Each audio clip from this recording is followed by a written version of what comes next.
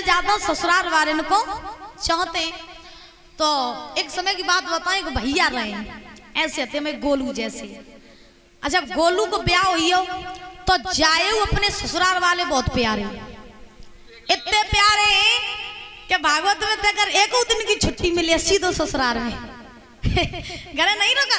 हाँ ससुराल वाले बहुत प्यारे। लेकिन एक बात और है कि गोलू के ससुराल वाले बहुत चाहते गोलू को। तो ऐसे रहे मैं गोलू जैसे कि भैया तो वे भैया बहुत दिन हो गए, बहुत दिन अपने ससुराल में घूमन नहीं गए। तो जब ससुराल में घूमन नहीं गए तो परीक्षित महाराज एक दिन उन्होंने विचार बनाया कि बहुत दिन हो गए ससुराल में नहीं गए, अब कछु हो जाए अपने ससुराल में जरूर जाएं।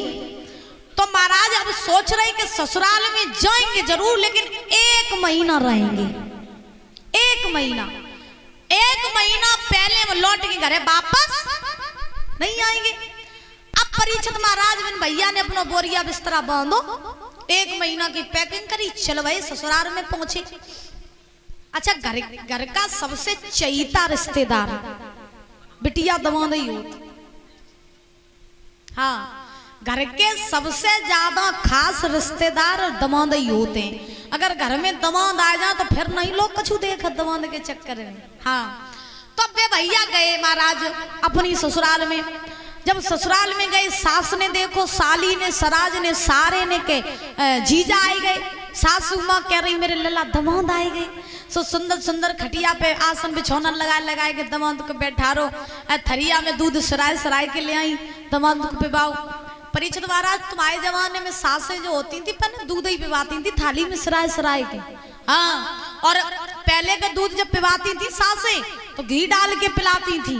हमने अपने दादा के मुख से सुना, दादाजी मेरे बताते थे कि पहले जब ससुराल में जाते तो थरियन में घी डाल के दूध पिबाओ जाते। और आजकल जो लोग कोल्ड ड्रिंक और चाय न पिबा तो लोग खातिरदारी पूरी नहीं होती महाराज। हाँ अब हुआ ऐसा कि वो भैया गए तो जाने के बाद में सास ने, साली, सराज सारे सबने बड़ा सम्मान किया, बड़ा सम्मान किया। लला बहुत दिनों बाद आई और बताओ हालचाल बढ़िया। अब ऐसे महाराज बातें हो रही। अब ससुराल वाले नहीं जानते कि दमाद 1 महीना को रहवे काजे आए। अच्छा रिश्तेदार कितना भी खास हो अगर ज्यादा दिन रुकेगा तो इज्जत अपने आप डाउन हो जाएगी, ये बात सत्य है। तो अब ससुराल वाले नहीं जानते कि दमाद हमें 1 महीना को आए रहवे काजे। अब परीक्षित महाराज एक दिन सेवा खूब भई, जी भर के सेवा। दूसरा दिन हुआ, दूसरे दिन सेवा खूब भई। तीसरा दिन हुआ, तीसरे दिन सेवा खूब भई। चौथा दिन बहुत सेवा थोड़ी कम भई। और जब सेवा कम भई अब सास सोच रही चला लला दमाद आज नहीं कल चले जाइए घरे। अब जा नहीं सास जानती लला टिक के ही रह जाइए इनमें। हाँ तो 2-4 दिन हो गए महाराज लला दमाद जा ही नहीं रहे। और जब दमाद नहीं जा रहे अब तो 5-6 दिन हो गए, 10 दिन हो गए नहीं जा रहे दमाद। साली परेशान हो गई। साली ने कही आई जी जाओ सुहाओ लेकिन तो टिक ही रही हो, जा ही नहीं रहो। तो महाराज अब साली सोचने लगी कि अच्छा कोई डायरेक्ट तो बोल नहीं सकता कि तुम चले जाओ अपने घरे, कुछ ना कुछ बहाना तो बनाओ ही पर। सारी सोचने लगी जीजा जी यार रुक ही रही हो जाइए नहीं कुछ उपाय सोचो। एक समय की बात साली उठी सो उठ के महाराज घर में कोई अतो ना है तो जीजा जी बैठे बीच आंगन में चारपाई डाले महाराज। सो साली ने स्कूल की यूनिफॉर्म पहनी, बस्ता टांगो पीठ पे, चलो वहीं कॉलेज पढ़वे काजी। और घर में कोई अतो ना है। जीजा बोले कहाँ जा रही हो साली साहब? बोले हम जा रहे कॉलेज पढ़वे काजी। जीजा बोले तुम जा रही कॉलेज पढ़वे काजी, घर में जो झाड़ू पोछा रोजू को करिए। सारी बोली कही तुम काय को, तुम काय बैठे हो, तुम का परे परे खाई हो, जो काम सब तुम करती हो। अब जीजा जी सोचने लगे अच्छा 1 महीना तक रहेंगे, काम कुछ भी करना पड़े जाएंगे नहीं। अब जीजा जी बोले ठीक है तुम बेखटक होके पढ़ के आओ हम सब काम कर दिए। अब साली जासो कह रहे कि जब आने से जीजा चले तो जाइए।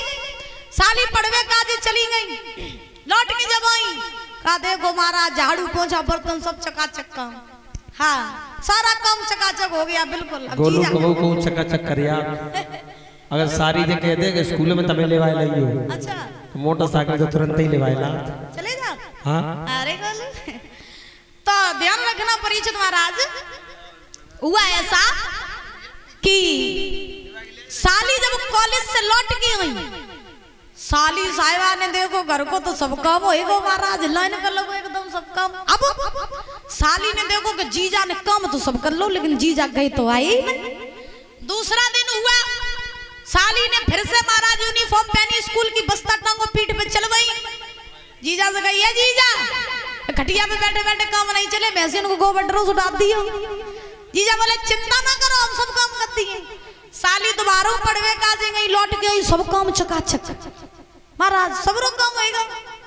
सारी सोचने लगी आए जैसे जाइए ना। अब महाराज ससुराल वाले बड़े परेशान, सराज रहे सराज। तो सराज को पति आओ, यानी उन्हें भैया को सारो। तो सराज को जब पति आओ तो बस सराज ने अपने पति से कही, सुनो जो तुम जीजा आओ सो आओ, लेकिन जो जीजा तो तुम रुक ही फेंको। अब या तो तुम घर में जीजा रही है या फिर हम ही रही है, हमारी बस की नहीं है जो हम कर करके खवाएं। हाँ तासो जीजा को यहाँ से भगाए दो। अब साले ने अपनी पत्नी को समझाओ, देखो ऐसे न कहो, जीजा है, और हम डायरेक्ट कह दिए तो जीजा गुस्सा हो जाइए, फिर आइए नहीं। तासो अब बनो रहने थोड़े दिन। सराज ने कही ना, हम जो जीजा के संगे नहीं रहे, बस अगर घर में जीजा रही है तो फिर हम नहीं रहे। तो सारे ने कही अच्छा तो परेशान ना हो, मेरे पास एक उपाय है। बोली कौन सा उपाय? तो उस लड़के ने कहा कि देखो जब हम घर में आए तो हम तुम दोनों लड़ाई करने लगे, जब लड़ाई करने लगे जीजा अपने आप आ जाइए। बोले ठीक। अब जीजा बीच आंगन में खटिया डाल के बैठे, माफ करें कोई जीजा पे बैठे ना हो ना बुरो मान जा। हाँ तो अब ध्यान रखना महाराज, जीजा बीच आंगन में खटिया डाल के बैठे रहे, और जब जीजा बीच आंगन में बैठे खटिया डाल की तो लो महाराज वही लड़का आओ। और जब लड़का आओ तो लड़का ने आवाज लगाई, जब बता घर में रोटी वोटी बनी कि नहीं बनी? अपनी पत्नी से कही घर में रोटी वोटी बनी कि नहीं बनी? सब भीतर से आवाज आई, दुश्मन बनी थी ठटरी सो खा ले आएगी। तुम्हारा जो इतने वचन कहे सो महाराज उन भैया वे गए जाए अपनी पत्नी को हाथ पकड़ के, और हाथ पकड़ के महाराज एक कमरा में बंद कर लो जा। जीजा सब कुछ देख रहे बैठे बैठे। हाँ कमरा में बंद कर लो, कोने में लाठी रखी रहे। जब लाठी रखी रहे सो महाराज दरवाजा बंद कर लो। आज जब दरवाजा बंद कर लो कम तो भीतर कमरे में घुस गए।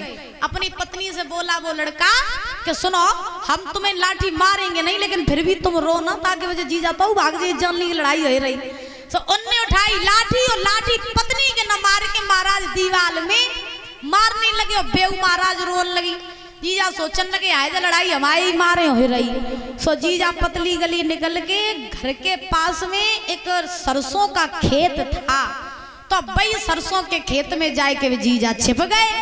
जब जीजा छिपे तो पति पत्नी खूब लड़ रहे। जब बाहर आए तो पत्नी ने अपने पति से कही सुनो अब जीजा चले गए हुई है, बाहर निकल के देखो गए कि नहीं गए। सो जब बाहर निकल के देखा तो वास्तव में जीजा नहीं है आंगन में।